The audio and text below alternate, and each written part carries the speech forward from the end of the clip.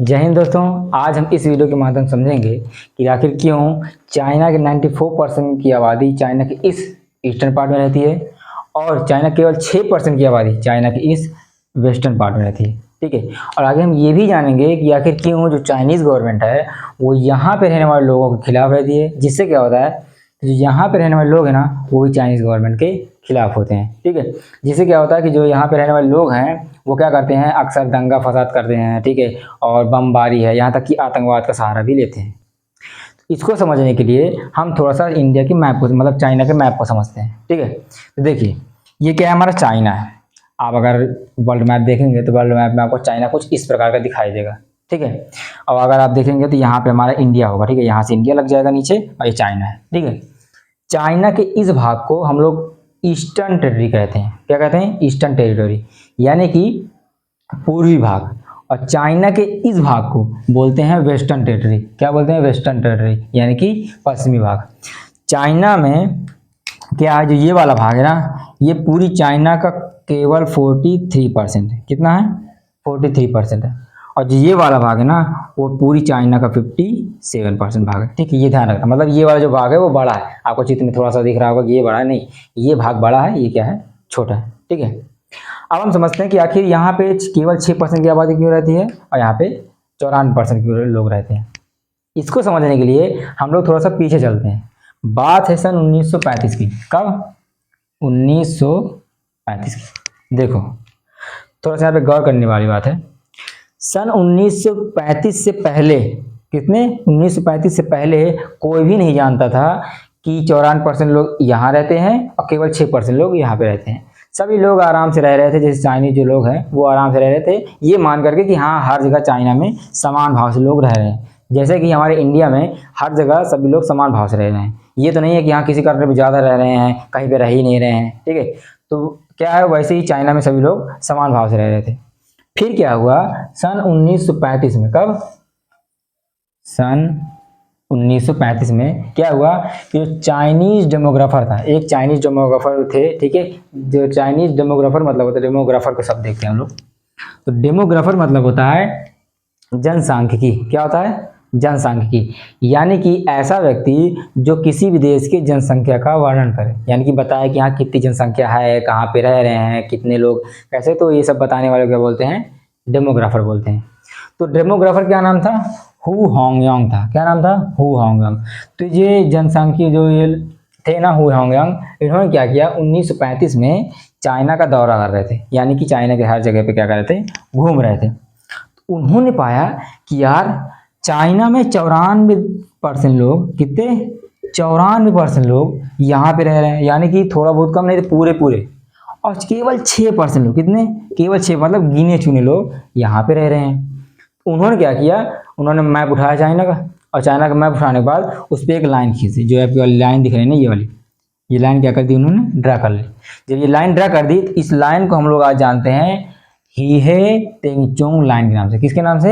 हीहे तेंगचोंग line. थोड़ा सा अजीब नाम है, लेकिन चाइना जानते हैं आप लोग, तो हीहे तेंगचोंग लाइन के नाम से जानते हैं। अच्छा, ये बात आती है कि हीहे तेंगचोंग ही क्यों नाम पड़ा, क्योंकि जो चाइना में ये वाला पार्ट है, यहाँ से जो ये वाला भाग है, इसका नाम है तेंगचोंग। क्या है? मतलब यहाँ पे एक प्लेस है जिसका नाम है तेंगचोंग। और इसके बाद जो ये वाला लाइन ना, यहाँ पे एक जगह है जिसका नाम है हीहे। ठीक है, तो समझ में आया ना कि आखिर हीहे तेंगचोंग लाइन क्यों पड़ा। अब देखो, जैसे कि एक पुरानी परंपरा है कि जो कोई कुछ भी बनाता है तो उसके नाम पर ही चीज़ों को रख दिया जाता है। जैसे कि अगर हम उदाहरण समझें तो जो न्यूटन थे, न्यूटन ने 3 लॉ बनाया। अब न्यूटन के 3 लॉ पे हम लोग आज उनके नाम पर ही हम लोग समझते हैं ना, कहते हैं कि न्यूटन के 3 लॉ बताइए, उन्हीं के नाम पर पड़ गए उनके लॉ को। तो वैसे ही जब इन्होंने ये लाइन ड्रा की तो इसका नाम पड़ गया हीहे तेंगचोंग लाइन, जो प्रचलित रूप में आज हम लोग जानते हैं। और इसका एक और नाम पड़ा था, किनके नाम पर? इन्हीं के नाम पर। अब वो था हु होंगयांग लाइन। क्या नाम था? Who Hongyang line. ठीक है, यानी कि इन्हीं के नाम पर क्या पड़ गया था, नाम पड़ गया। ये बहुत कम लोग जानते हैं, लेकिन हाँ ये ध्यान रखना कि इनके नाम पर, मतलब ये भी एक नाम से हम जो लोग जानते हैं। ठीक है, इसका एक नाम है, क्या है? Who Hongyang line. कब की बात है? सन 1935 1935 की। अब हम लोग समझते हैं कि आखिर 54% लोग यहाँ पे क्यों रहते हैं और केवल 6% लोग ही यहाँ पे क्यों रहते हैं।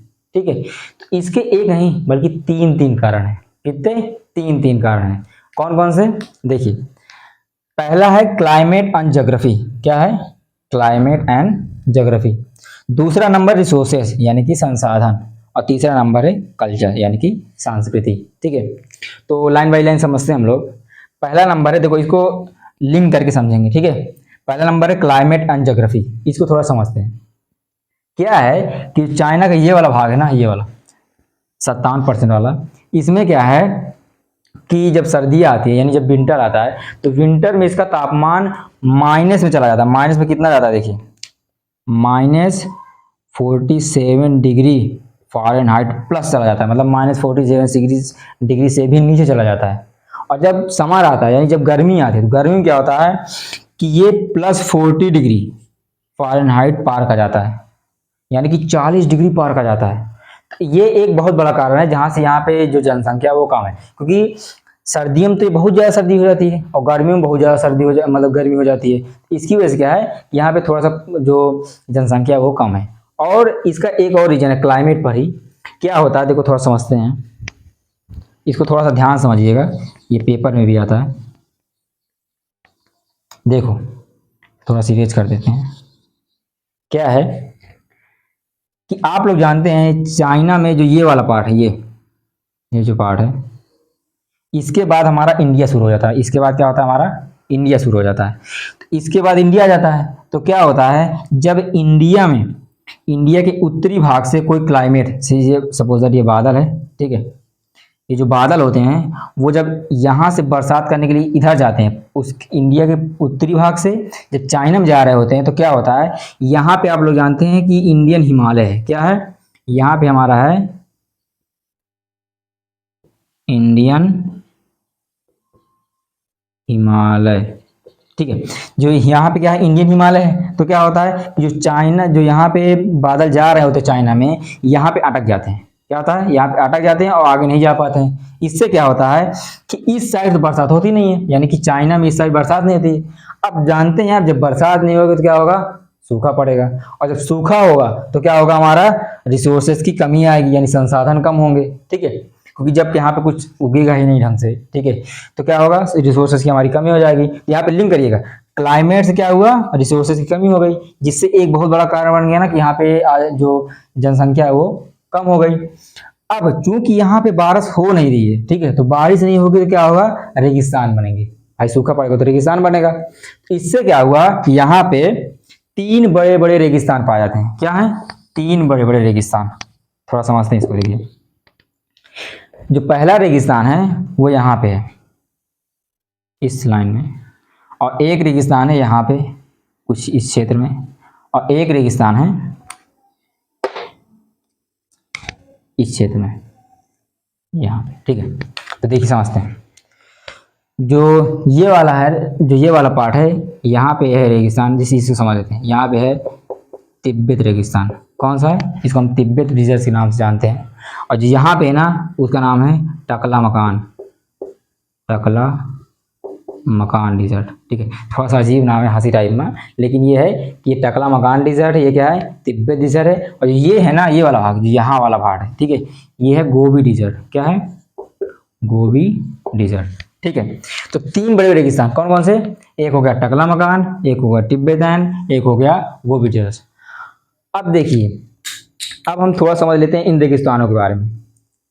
एक टकला मकान जो है, टकला मकान में केवल 100 से 200, मान से 100 से 200, हाँ 100 से 200 आजकल के, आज इस 2024 में केवल 100 से 200 लोग ही रह रहे हैं। ठीक है, 100 से 200।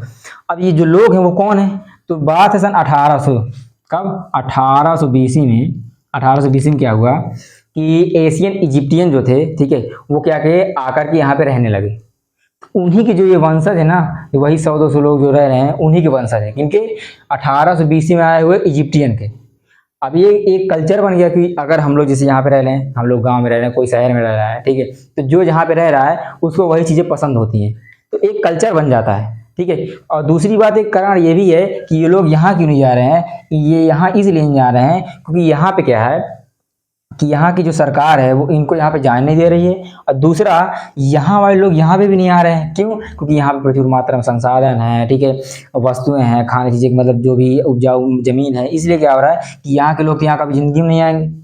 लेकिन यहाँ के लोग यहाँ पे जाना भी चाह रहे हैं, तो जो गवर्नमेंट है, चाइनीज गवर्नमेंट है, वो उनको यहाँ पे आने नहीं दे रही है। ठीक है, तो आप समझ गए ना कि कल्चर का क्या प्रभाव पड़ा, रिसोर्सेज क्या थे और क्लाइमेट क्या था। तो दोस्तों अब हम लोग समझते हैं कि आखिर क्यों चाइना जो है इस भाग को, जो इसका पश्चिमी भाग है, इसको छोड़ना क्यों नहीं चाह रही है। यहाँ पे रेगिस्तान भी पाया जा रहा है, ठीक है, यहाँ पे चाइनीज गवर्नमेंट यहाँ पे विरोध भी कर रही है, जो यहाँ पे रहने वाले लोग हैं, फिर भी चाइना यहाँ पे बहुत ज़्यादा टाइट सिक्योरिटी रखती है। अब सिक्योरिटी रखेगी तो जाहिर सी बात है सिक्योरिटी पे खर्चा आएगा। फिर भी ये चाइना इसको छोड़ क्यों नहीं रही है, आखिर इसको छोड़ देना चाहिए था इसे। इसका कारण है यहाँ पे निकलने वाला तेल। क्या है? यहाँ पे निकलने वाला जो ऑयल है, ऑयल यानी कि तेल। अब देखिए, थोड़ा सा देखिएगा, ये करंट अफेयर हो जाएगा।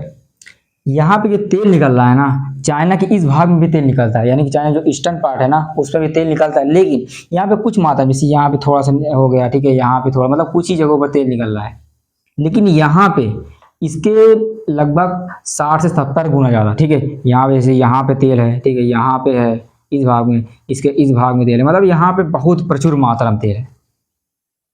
और ये इतना प्रचुर मात्रा में तेल है कि चाइना, ये जो इसका वेस्टर्न पार्ट है ना, इससे पर डे 14 मिलियन बैरल तेल निकालती है। कितना? 14 बिलियन बैरल तेल।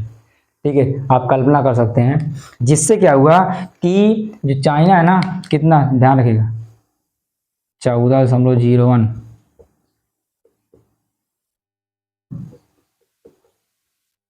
बिलियन बैरल, ठीक है, सॉरी ट्रिलियन है, ट्रिलियन है, ठीक है, कितना है, इतने ट्रिलियन बैरल वो क्या करती है, पर डे निकालती है। जिससे क्या हुआ कि 2009 में, कितने में, 2009 में जो चाइना थी ना, चाइना वर्ल्ड की सेकेंड नंबर पर oil consuming and producing country थी, सेकेंड नंबर पर।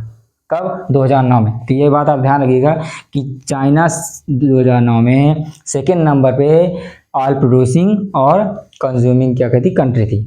और दूसरे नंबर पे क्या है कि आज भी 2024 की बात करें अगर हम, तो 2024 में भी पूरी दुनिया का 14% तेल, कितना, 14% तेल सिर्फ चाइना से प्रोड्यूस होता है, चाइना के इस भाग से। पूरी दुनिया का 14% तेल यहाँ से निकलता है। सोच लीजिए आप, यही कारण है कि चाइना इस भाग को छोड़ना नहीं चाह रही है। और दूसरा काम क्या है कि देखिए, यहाँ पे है रेगिस्तान, ठीक है, अब यहाँ पे क्या है, हरियाली, मतलब यहाँ पे लोग भी रह रहे हैं। तो चाइना क्या कर सकती है, यहाँ पे जो इसका जो केमिकल फैक्ट्रीज है ना, वो इंपोर्ट यहाँ पे करती है, मतलब यहाँ पे चाइना केमिकल इंडस्ट्री लगा सकती है।